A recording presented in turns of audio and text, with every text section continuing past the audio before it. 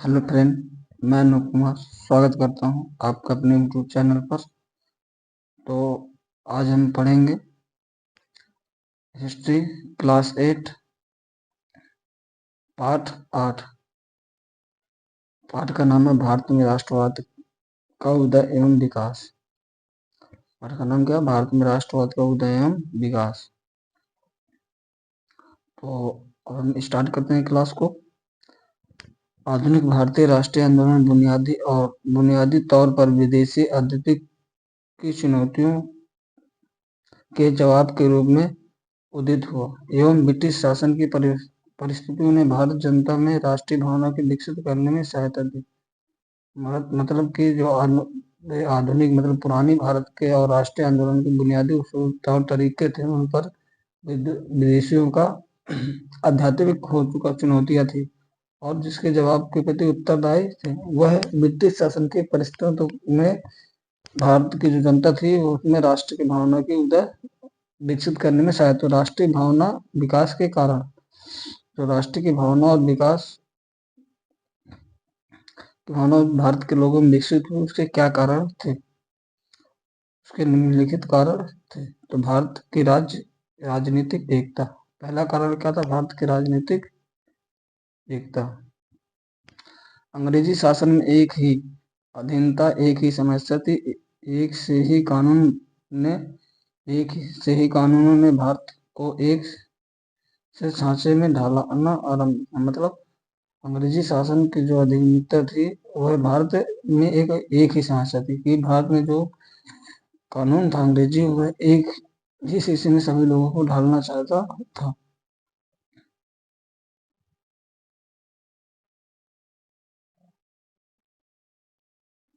समाजवादी शक्तियों द्वारा देश के सांप्रदायिक क्षेत्रों तथा भाषाई विरोधियों के बीच बोने के बावजूद अखिल भारतीय भावना पनपी। इसके वैचारिक एवं भावात्मक एकता को बढ़ावा दिया गया, जिससे क्या हुआ कि लोगों के विचार और उनके मतलब उनके भावनाओं की जो एकता थी उसको बढ़ावा दिया। और तीव्र परिवहन। अब आते हैं अगले हेडिंग, तीव्र परिवहन। तीव्र परिवहन वास्तव में प्रशासनिक सुविधाएं सैनिक रक्षा के उद्देश्य, आर्थिक व्यापार तथा व्यापारिक शोषण की बातों को ध्यान में रखते हुए ही परिवहन के तीव्र साधनों की योजना बनी। पक्के मार्ग का एक जाल बिछा गया। इससे प्रांत एक दूसरे तथा बड़े बड़े नगरों से जुड़ गए। देश को एकता में बांधने वाला सबसे बड़ी साधन रेल थी। मतलब कि परिवहन की योजना को ध्यान में रखते हुए उन्होंने क्या किया? पक्के मार्ग बनाए और प्रांत में एक दूसरे से, मतलब वहां के राज्य में एक दूसरे गांव और नगरों को जोड़ने के लिए नगरें जिससे जुड़ जाए। और इन सब में सबसे बड़ा महत्वपूर्ण का साधन था रेलवे लाइन थी। जो कौन थी? सबसे बड़ा महत्वपूर्ण का साधन क्या था? Railway line.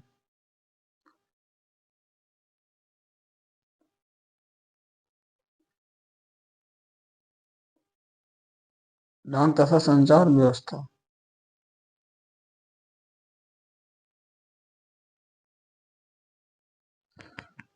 सन 1850 के उपरांत आरंभ हुई आधुनिक डाक व्यवस्था तथा बिजली के तार ने देश को एक करने में सहायता दी। और सन 1850 में जो डाक व्यवस्था आरंभ हुई थी उसमें क्या हुआ? जो डाक की व्यवस्था थी बिजली के तार की वजह से, बिजली का तार देश में फैला और दूसरी तरह सभी को एक करने में सहायता दी। अंतदेशी पत्रों, समाचार पत्रों तथा पार्सलों को कम दर में भेजने की व्यवस्था ने देश में के सामाजिक, शैक्षणिक, बौद्धिक तथा राजनैतिक जीवन में परिवर्तन ला दिया। मतलब जो डाक व्यवस्था थी और उनसे जो पार्सल भेजे जाते थे वो कम दर में, मतलब ज्यादा कम पैसों में भेजे जाते, जिससे क्या हुआ? राजनीतिक और बौद्धिक में परिवर्तन आया। डाक खानों के द्वारा राष्ट्रीय साहित्य पूरे देश में भेजा जा सकता था। तब डाक खानों के द्वारा आप कुछ भी चीजें भारत के विभिन्न देशों, मतलब पूरे देश, मतलब पूरे भारत में किसी भी कोने में भेज सकते। संदेश के शीघ्र से शीघ्र भेजने में बिजली के तारों ने क्रांति ला दी।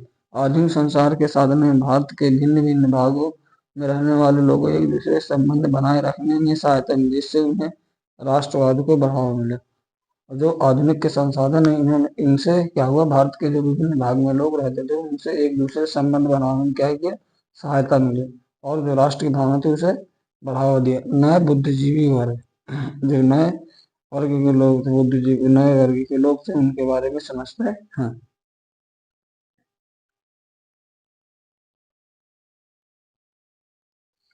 नए बुद्धिजीवी लोग प्राय कनिष्ठ प्रशासन, वकील, डॉक्टर, अध्यापक इत्यादि थे। नए वर्ग के जो बुद्धिजीवी लोग, मतलब नए वर्ग के जो ज्ञानी लोग थे, उनमें से कनिष्ठ जो प्रशासक लोग थे, वकील थे, डॉक्टर थे, अध्यापक आदि थे। इनमें से कुछ लोग इंग्लैंड में भी शिक्षा प्राप्त कर चुके थे।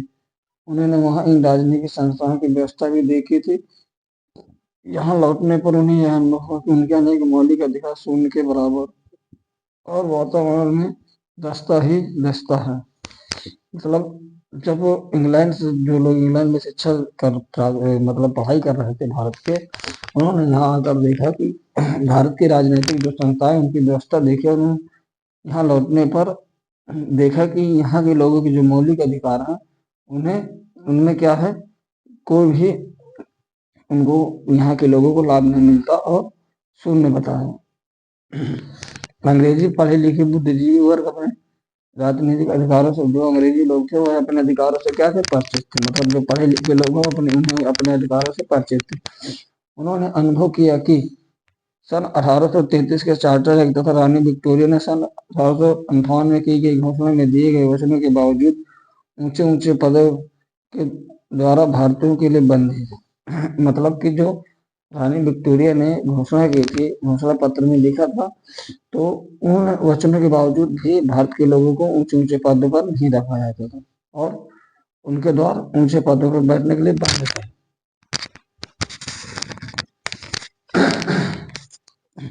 यही लोग नवोदित राजनीतिक असंतोष का केंद्र बिंदु बने तथा भारतीय राजनीतिक संस्थाओं को नेतृत्व प्रदान किया। और जो पढ़े लिखे लोग थे, तो यही इन्हीं लोगों ने क्या किया, राजनीतिक का केंद्र बने, और जो व्यक्तियों को जानकारी नहीं थी उन्हें उनका प्रमुख रूप से नेतृत्व किया, मतलब उन्हें समझाया।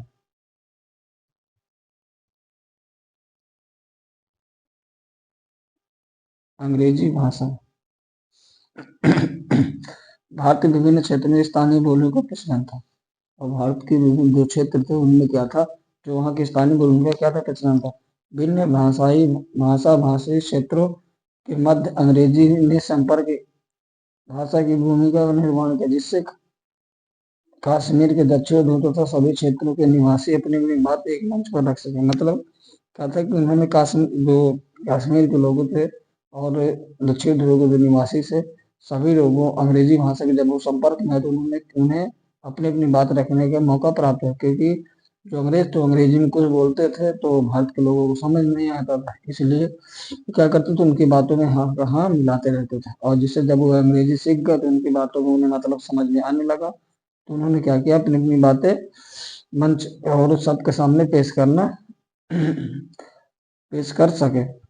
भारतीय समाचार पत्र एवं साहित्य की भूमिका, भारतीय समाचार जो पत्र है उनमें साहित्य क्या क्या भूमिका थी।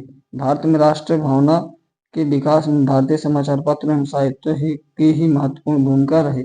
इनके द्वारा भारतीयों ने देशभक्तियों की भावनाओं का, आधुनिक आर्थिक सामाजिक एवं राजनीतिक विचारों का प्रचार किया था, एक अखिल भारतीय चेतना जगाई। इनसे इन राष्ट्रवादी समाचार पत्रों में संवाद, कैमुदी, सोम प्रकाश, बंगदूत, केसरी, हिंदू एवं अमृत बाजार पत्रिकाएं आदि प्रमुख हैं।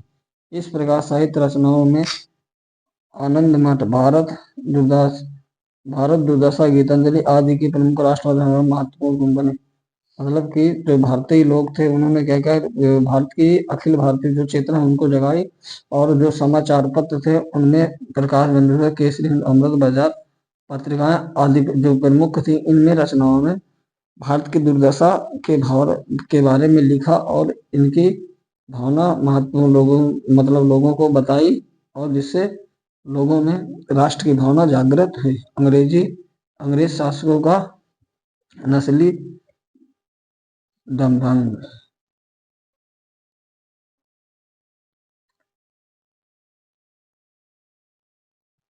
अंग्रेज शासकों में असली दम्भ। तो भारत में राष्ट्रीय भावना का विकास एक महत्वपूर्ण कारण अंग्रेजी की जाति श्रेष्ठ का दम्भ था। भारतीय यूरोप लोगों ने क्लबों में नहीं जा सकते थे और उन्हें गाड़ियों के उस डिब्बे में यात्रा की अनुमति नहीं थी जिसमें यूरोपीय यात्री जा सकते।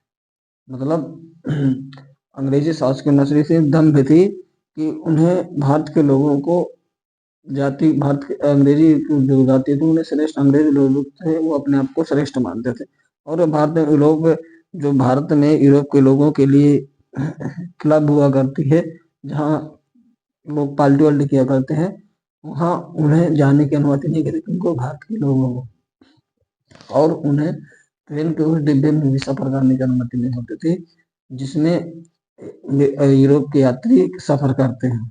तो जैसे आज भी होता है कोच बटे होते हैं ना ट्रेनों में उसी तरह पहले भी था और उसमें यह था कि वहाँ जिस डिब्बे में यूरोप के यात्री जाएंगे उस डिब्बे में भारत के लोग नहीं जा सकते। आर्थिक राष्ट्रवाद।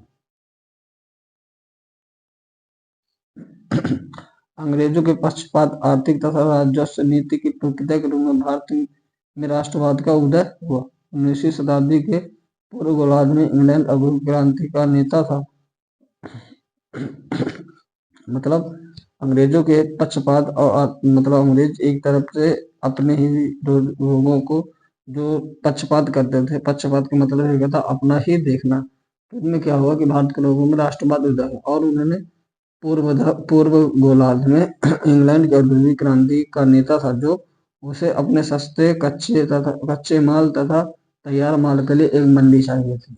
जो इंग्लैंड के नेता थे उन्हें जो इंग्लैंड का माल था उसे कच्चे और सस्ते माल के लिए एक मंडी चाहिए। भारत की सभी आर्थिक नीतियां कृषि उद्योग वित्त शुल्क विदेशी पूंजी निवेश व्यापार तथा बैंक व्यवसाय इत्यादि अंग्रेजी अर्थव्यवस्था को बनाए रखने के लिए गठित की गई।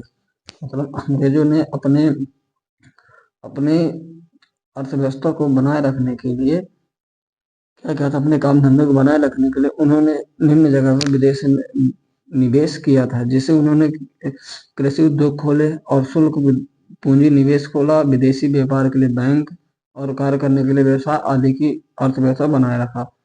जब कभी भारतीय विकास तथा अंग्रेजी हितों से टकराव होता तो बलि सदैव भारत मतलब जब कभी भी अंग्रेजों के द्वारा मतलब भारतीय के द्वारा अंग्रेजों के हित में भारत के विकास की बात होती थी तो इसमें हमेशा भली भारत मतलब भारत के लोगों की बात नहीं मानी थी। इस व्यवस्था का दादा भाई नौरोजी ने अपनी पुस्तक में लिखा था। और भारत की इस व्यवस्था में दादा भाई नौरोजी ने अपनी पुस्तक में the poverty and union British rule in India में धन निकासी के सिद्धांत द थ्योरी ऑफ ड्रेन के रूप में उल्लेख किया था। मतलब दादा भाई नौरोजी की पुस्तक लिखी गई थी उसमें उन्होंने अपने सारे भारत में जो व्यवस्थाएं थी अंग्रेज लागू की गई थी उन्हें लिखी थी। इसमें दादा भाई नौरोजी ने सन 1885 में भारतीय राष्ट्रीय कांग्रेस की स्थापना भारतीय राष्ट्रीय कांग्रेस की स्थापना कब हुई थी 1885 में। यह बहुत इंपॉर्टेंट है इसे याद कर लेना आप सभी लोग। सन 1885 में भारतीय के इतिहास में एक नया युग प्रारंभ हुआ। सन 1885 में भारतीय कांग्रेस की स्थापना सन 1850 भारत के इतिहास में एक नया युग आरंभ हुआ। उस वर्ष भारतीय राष्ट्रीय कांग्रेस के नाम से एक अखिल भारतीय राजनीतिक संस्था का जन्म हुआ। मतलब 1885 में भारतीय कांग्रेस की स्थापना हुई राष्ट्रीय कांग्रेस की और भारतीय के इतिहास में भारत के जो लोग हैं उनके इतिहास में एक उन्होंने सोचा कि इस संस्था की स्थापना हुई इससे क्या होगा हमारा एक नया युग आरंभ होगा मतलब हमें कुछ और हमारे लिए कोई खड़ा होगा। इस राष्ट्रीय कांग्रेस की निम्न मुख्य अवस्थाएं दृष्टिगोचर होती हैं और 1885 और 1919 ईस्वी के पहले चरण भारत में राष्ट्रीय कांग्रेस के ध्येय अस्पष्ट तथा संदिग्ध थे। यज्ञ आंदोलन केवल शिक्षित मध्यमवर्गीय बुद्धिजीवी वर्ग तक सीमित मतलब भारतीय राष्ट्रीय कांग्रेस का ध्येय अस्पष्ट तथा संदिग्ध मतलब उनका अस्पष्ट था और संदिग्ध थे वह कि यज्ञ होगा आंदोलन होगा केवल शिक्षित और मध्य वर्ग के लोगों तक ही सीमित रहेगा और नीचे जाति के लोगों तक सीमित नहीं रहेगा जो प्रत्यक्ष उत्तरदायी और अतिवादी विचारधारा से प्रेरणा लेता था। अब 1919 से 1947 ईस्वी कांग्रेस ने पूर्ण स्वराज्य की प्राप्ति के लिए महात्मा गांधी के नेतृत्व में एक विशेष भारतीय ढंग अहिंसात्मक असहयोग अपमानकार आंदोलन किया। मतलब 1800 कांग्रेस ने पूर्ण स्वराज्य की मांग करने के लिए उन्होंने एक आंदोलन किया जिसका नेतृत्व किसने किया था? महात्मा गांधी ने। और वह भारतीय ढंग से किया था। मतलब जो आंदोलन किया गया जिसमें अहिंसा, मतलब कोई अहिंसा नहीं कर सकता, मतलब लड़ाई झगड़ा कोई नहीं कर सकता, और असहयोग अपनाकर आंदोलन किया। किसने? कांग्रेस ने असहयोग अपनाकर आंदोलन किया। इस आंदोलन का नेतृत्व किसने किया था? महात्मा गांधी ने। भारतीय राष्ट्रीय कांग्रेस की स्थापना अग्रणी मोहम्मद श्री इलेक्टेबियन ह्यूम नामक इलेक्टेन ऑक्टोबियल ह्यूम का था, जो अवकाश प्राप्ति अधिकारी की रहे। जो भारत में कांग्रेस राष्ट्रीय स्थापना हुई थी, ये हुम नामक अवकाश प्राप्त जो अधिकारी थे, उनकी सबसे ज्यादा भूमिका रही। वो उत्तरवादी अंग्रेजी थे, मतलब वो एक तरीके से अंग्रेजों के लिए काम करते थे। और कांग्रेस के प्रथम अधिवेशन में सम्मिलित होने वाले प्रमुख भारतीय नेता, जो कांग्रेस का प्रथम अधिवेशन होता उसमें सम्मिलित जो हुए थे प्रमुख भारत के नेता जो थे, वो थे दादा भाई नौरोजी, काशीनाथ फिरोज शाह मेहता, एम सुब्रमण्य अय्यर, पी आनंद गोपाल, गणेश आगरकर और सुरेंद्रनाथ बनर्जी थे। भारतीय राष्ट्रीय कांग्रेस का जो अधिवेशन हुआ था उसमें बहुत महान पुरुष जो थे वह सम्मिलित हुए। रमेश चंद्र बनर्जी इस अधिवेशन के अध्यक्ष थे। तो भारतीय राष्ट्रीय कांग्रेस अधिवेशन के अध्यक्ष कौन थे? रमेश चंद्र बनर्जी अध्यक्ष थे। ये हुमस की ये रही फोटो। अब आइए सबसे कांग्रेस के प्रथम अधिवेशन में घोषित उद्देश्य। कांग्रेस का जो प्रथम अधिवेशन हुआ था उन्होंने कौन कौन से उद्देश्य घोषित किए थे? तो देश के विभिन्न भागों के राजनीतिक व सामाजिक नेताओं को एकजुट करना। कांग्रेस के प्रथम अधिवेशन का उद्देश्य था कि जो भारत में विभिन्न राजनीतिक और सामाजिक नेता हैं उनको एक साथ मिलकर एक काम करना। भारत में राष्ट्रीय एकता की भावना विकसित करना और भारत के लोगों में एकता, मतलब एक होकर राष्ट्र की जो एकता है उसे भावना को विकसित करना। राजनीतिक और सार्वजनिक प्रश्नों पर अपने विचारों को व्यक्त करना। कांग्रेस के अधिवेशन में देश के हर वर्ग के लोगों की समस्या पर चर्चा होती थी। सरकारी नीतियों की आलोचना भी होती थी। सरकार को कैसी नीति अपनानी चाहिए इसके बारे में प्रस्ताव पास किए जाते थे। मतलब कांग्रेस का जो प्रथम अधिवेशन हुआ था उसमें उसने घोषणा की थी। अधिवेशन में जो घोषित उद्देश्य लिखे थे उन्होंने उनकी यह बातों की चर्चा भारत में होने लगी और हर समस्याओं पर चर्चा होने लगी। और उन्होंने अंग्रेजी सरकार की जो नीति थी उनकी आलोचना की और कहा कि सरकार को इस तरह की नीति नहीं अपनानी चाहिए और कैसी नीति अपनानी चाहिए इसके लिए उन्होंने क्या किया? विचार दिया और अपना प्रस्ताव भेजे। कांग्रेस की दो विचारधाराएं थी। कांग्रेस की कितनी विचारधारा थी? दो विचारधाराएं थी। एक नरम दल। कांग्रेस के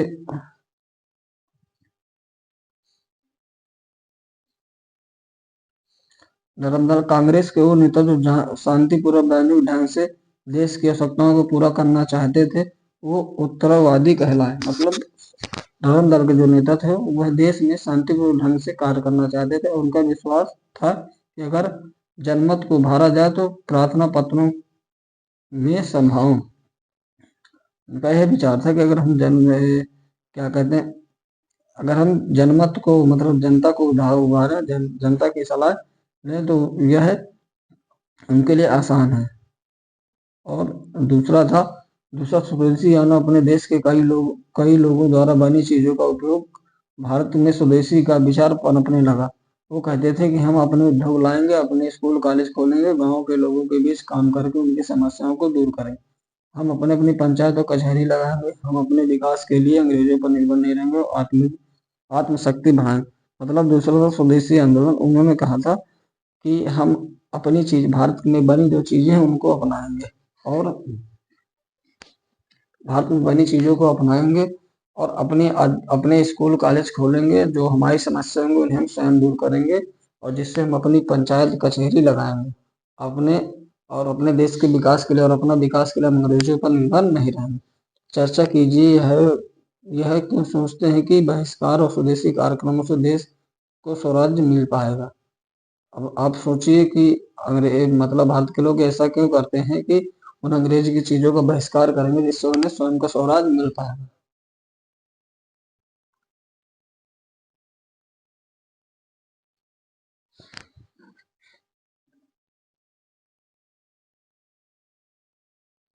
अब आते हैं पढ़ते हैं क्रांतिकारी आंदोलन।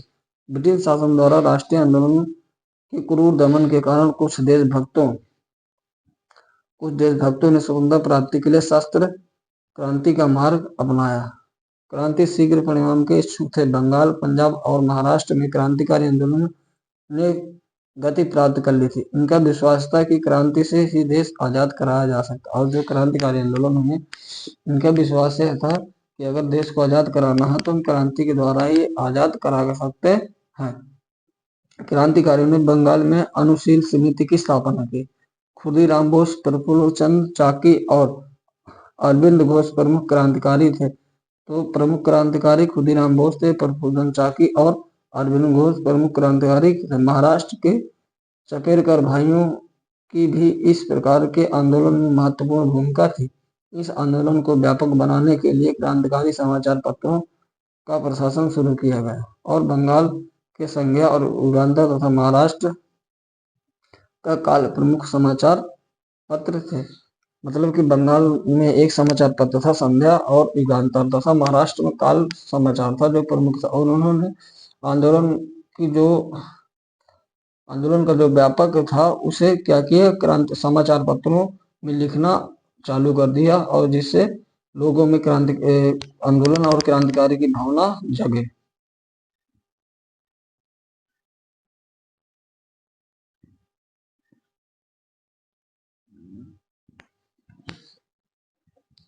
आते मान लो मिंटो सुधार 1919 ईस्वी। 1919 ईस्वी ब्रिटिश सरकार ने भारतीयों को संतुष्ट करने के लिए नए सुधार की और जब यह आंदोलन क्रांतिकारी आंदोलन चालू हुआ तो अंग्रेजों ने सोचा कि हम भारतीय सुधार के लिए नियम बना दिए। किसने? अंग्रेजों ने। 1919 में भारत में काउंसिलिंग के सदस्यों की संख्या 16 से बढ़ाकर 60 कर दी और उन्हें सुधार किया तो भारत में काउंसिलिंग के सदस्य तो उनकी संख्या 16 से बढ़ा कितनी कर दी? 60 कर दी। मुसलमानों के लिए सीट आरक्षित करके उन्हें पृथक निर्वाचन करने की व्यवस्था की और मुसलमानों के लिए अलग से सीट आरक्षित कर दी। किंतु इससे भारतीय का असंतोष कम नहीं और किंतु भारतीयों को इससे क्या हुआ? असंतोष कम नहीं। और सन 1911 ईस्वी ब्रिटिश सम्राट जॉर्ज पंचम जब दिल्ली आए तब उन्होंने बंग भंग को रद्द कर पुनः बंगाल को एक करके कोलकाता के स्थान पर दिल्ली को यहाँ की राजधानी बना दी। और जब 1911 में ब्रिटिश सम्राट जॉर्ज पंचम दिल्ली आए थे तो उन्होंने क्या किया कि बंग भंग को रद्द कर दिया और कहा बंगाल और कोलकाता को बंगाल पहले राजधानी क्या थी? बंगाल और कोलकाता थी तो के स्थान पर दिल्ली को राजधानी बना दी। दिल्ली को भी राजधानी बना दी। इससे भी राष्ट्रवादी और इन सब कारणों से भी राष्ट्र के लोग जो थे असंतुष्ट नहीं थे क्योंकि को भारत को मतलब कि स्वयं का मतलब भारत को आजाद कराना चाहते थे। गदर पार्टी। युद्ध काल में बंगाल, महाराष्ट्र तथा उत्तर भारत के अनेक क्षेत्रों में सशस्त्र राष्ट्रवादी विद्रोह की योजना तैयार होने लगी। भारत के बाहर अमेरिका और कनाडा में बसे भारतीय देशभक्तों ने 1913 में गदर पार्टी की स्थापना कर दी। इस पार्टी के प्रमुख नेता लाला हरदयाल थे। इस दल के अन्य प्रमुख सदस्यों को रास बिहारी बोस, राजा महेंद्र प्रताप और जो इस दल के प्रमुख नेता थे राज बिहारी बोस और राजा महेंद्र प्रताप, बरकत उल्ला खान इत्यादि उल्ला सिंह, भगत सिंह तथा सोहन सिंह भांगड़ा आदि जो नेता थे, प्रमुख नेता थे, यह सक्रिय मतलब जो पूर्ण रूप से कार्य करते हैं। इन नेताओं ने क्या किया? इन नेताओं ने समाज के नाम पर गदर पार्टी की स्थापना कर दी और वह गदर पार्टी के मुख्य हेडलाइन पर लिखे रहते थे कि अंग्रेजी राज्य का दुश्मन। तो गदर पार्टी अंग्रेजों से भारत को आजाद कराने के लिए उन्होंने लिखा था अंग्रेजी राज्य का दुश्मन गदर पार्टी।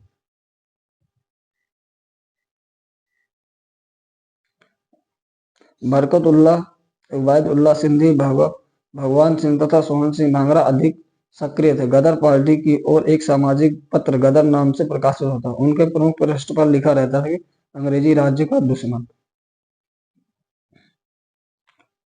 होम रूल आंदोलन। 1914 ईस्वी में प्रथम विश्व युद्ध आरंभ हुआ था। उस समय इंग्लैंड ने युद्ध में लड़ने के लिए भारतीय जनता और भारतीय संसाधनों का पूर्ण उपयोग किया था। और जब 1914 में प्रथम विश्व युद्ध हुआ था तो उस समय इंग्लैंड के जो लोग थे उन्होंने युद्ध लड़कर भारतीयों का और भारत में जो संसाधन थे उनका बहुत उपयोग किया था, मतलब उनसे उन्हें युद्ध में शामिल किया था। भारत को बहुत बड़ी समस्या संख्या सेना में भर्ती, और भारत के जो लोग थे उन्होंने बहुत बड़ी संख्या में क्या किया, सेना में भर्ती की थी।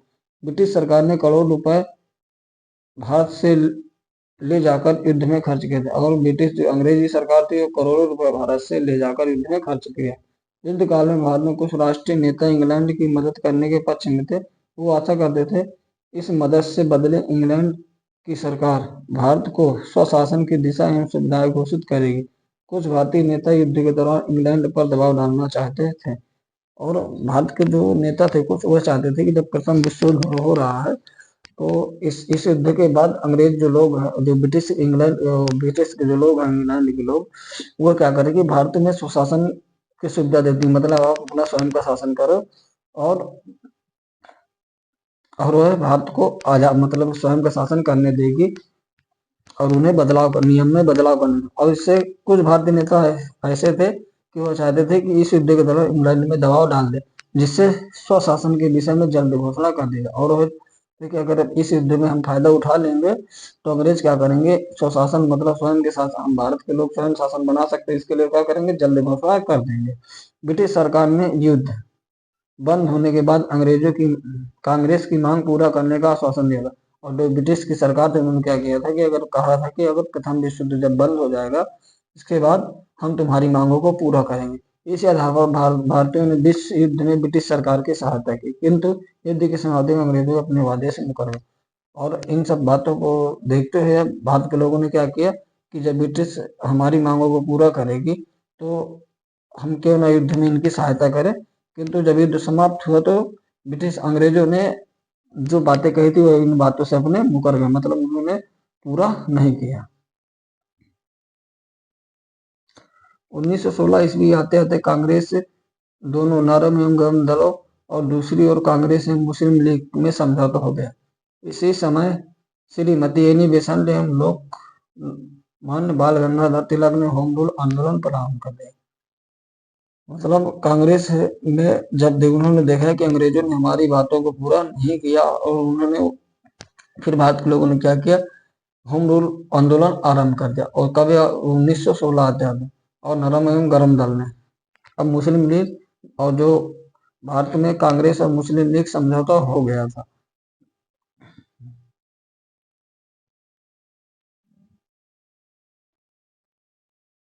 आइए और भी जाने।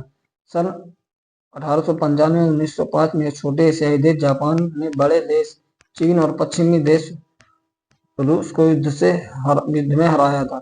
इन देशों की हार ने बता दिया कि सिर्फ बड़े देश तथा पश्चिमी देशों की शक्ति में एकाधिकार नहीं है, उनकी इस हार में गरम दल की सोच को काफी प्रभाव करता है।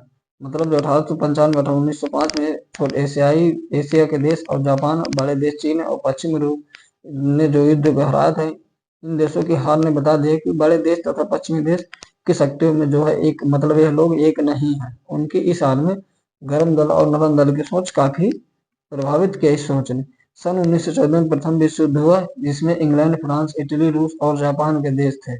अमेरिका के बाद भी इंग्लैंड और उसके पक्ष वाले देशों की ओर से युद्ध में शामिल हो गए। और 1914 में जो युद्ध प्रारंभ हुआ था प्रथम विश्व युद्ध, इसमें इंग्लैंड, फ्रांस, इटली और रूस के जापान देश भी शामिल थे, और अमेरिका भी बाद में इंग्लैंड के पक्ष में हो गया। जो अमेरिका था इंग्लैंड के पक्ष में हो गया था और वह भी युद्ध में शामिल हो गया था। होम रूल ब्रिटिश साम्राज्य के अधीन रहते हुए संवैधानिक तरीके से स्वशासन प्राप्ति से चलाया जाने वाला आंदोलन। होम रूल आंदोलन का मुख्य कारण था तो अंग्रेजों के अधीन रहते हुए हम संविधान मतलब संवैधानिक तरीके से प्रशासन देश में चला सके। अध्यात्मिक किसी के द्वारा किए जाने वाला शासन। अध्यात्मिक क्या होता है, किसी के द्वारा अगर शासन जो शासन होता है उसे आध्यात्मिक अधिपत्य कहते हैं। तो अब आज का हमारा यहीं तक लेसन समाप्त हुआ, तो कल हम मिलते हैं। नई क्लास नए लेसन के साथ सभी साथियों को जय हिंद। वीडियो अच्छी लगी हो तो लाइक और शेयर करें और चैनल को सब्सक्राइब करना ना भूलें। होप आशा है कि आपको वीडियो अच्छी तरीके से समझ में आई होगी। मिलते हैं कल की क्लास में। जय हिंद, जय भारत।